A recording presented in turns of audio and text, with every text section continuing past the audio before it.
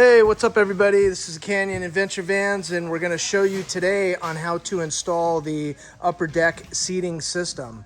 In this video, we're going to show you all the parts that you're going to get in your shipment, and then we're going to show you all the tools that you're going to need, and we're going to show you how to install it on the top of your van. So pretty simple. This is what you're going to get once you unbox it at your home or business. This is what you get.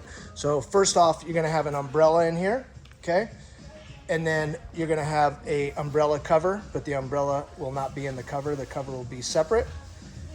And then you're going to have the main captain's chair, which sits over the air conditioner unit. And then you'll have the two individual seats that go next to the max air fan, okay? And then here's your umbrella stand. Everything's already pre-bolted, ready to go.